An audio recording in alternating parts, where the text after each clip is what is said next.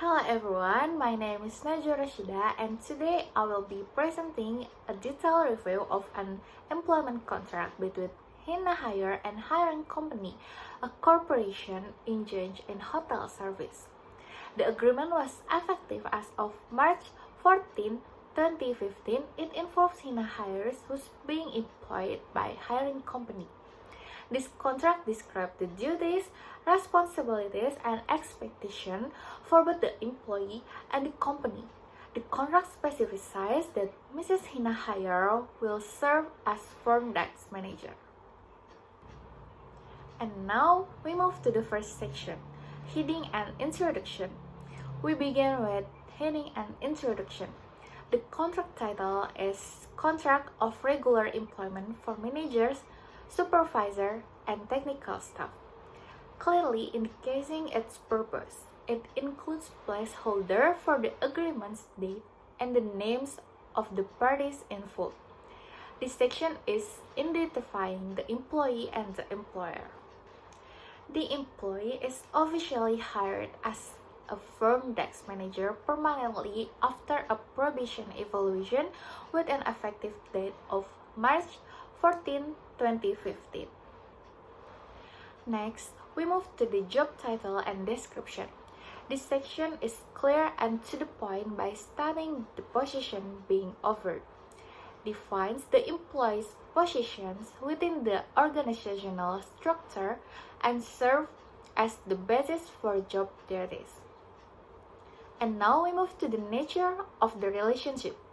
Establishes expectation about the role of employee, emphasizes employees' commitment to maintaining and supporting company policies and the interests of superiors. And next, we move to the compensation and other benefits. Explain in detail about the basic salary, payment time, and additional benefits that are the employee's right. The company provides the transparency regarding compensation, obligation, and workers' rights, and avoids potential disputes. Next, work hours. This section defines standard working hours and policies regarding work outside of those hours. It emphasizes the flexibility given to the company and limits the employee's right to overtime. Employees should pay attention to this clause because there is potential unfairness if overtime is not counted as additional pay. Next, we move to the leave. This section provides clear details of the annual leave policy and sick leave procedures. It sets out employee leave entitlements and administrative obligations. In the event of long-term absence, the sick leave process, which requires a medical certificate, demonstrates the company control over absence. Now, miscellaneous bonus, incentive, and benefits. This section provides flexibility for companies to provide non-salary incentive that can increase employee satisfaction, because can be given and not mandatory. Employees need to understand that these incentives are guaranteed to always be there. And next, we move to the performance appraisal.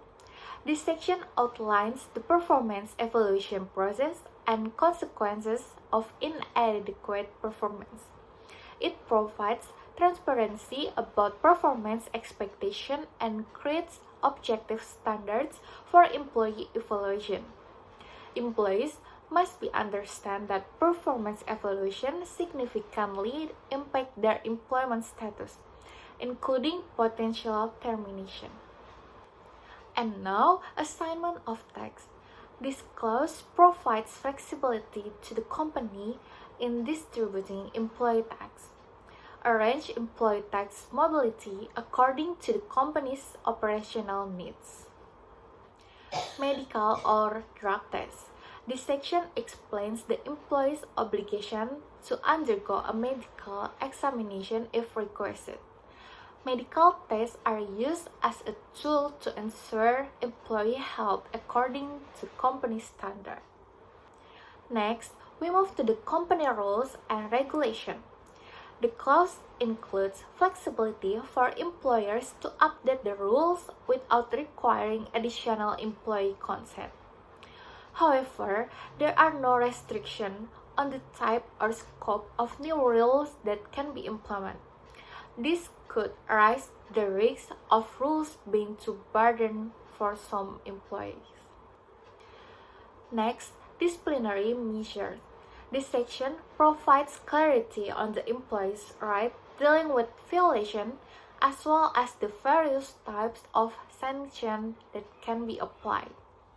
However, there are no clear limits on the types of violation or their level. This can open up opportunities for abuse of power by employers. And now we move to the Business Code of Conduct. Employees agree to terminate all other relationships or business interests that might conflict with their employment with this company. In addition, employees are required to understand and comply with the code of ethics established by the employer. Overcoming conflicts of interest and maintaining the integrity of working relationships between employees and the company. Termination of employment. This section refers to Articles 282 to 284 of the applicable labor law. This contract also includes other actions without limitation that may be grounds for termination of employment or sanction by the employer. This section refers to employment law to provide a clear legal framework. And now, final pay. Separation of work will be used first to settle employee obligation to the company. If the employee's rights are less than the outstanding obligations, the company has the right to look for other ways to pay them off. The contract is quite detailed, especially in describing obligation upon termination of the contract and final payment rules. The provisions regarding contract termination reflect a balance of rights and obligation for both the employee and the employer. And next, we move to the confidentiality. Employees are responsible for ensuring that company information is not shared with outside parties unless necessary for business purpose with written consent. Confidential information includes data that could be detrimental to the company if used by another party. Steps must be taken to minimize the possibility of unauthorized data leakage. Finally, separability clause. If any part of the contract is declared invalid or illegal, it doesn't affect the validity of enforceability of the remaining parts. This clause ensures that the contract remains in effect even if any provision is voided. The last one is entire agreement. This contract is the entire agreement between the employer and the employee, superseding all previous agreements or communication, whether written or oral.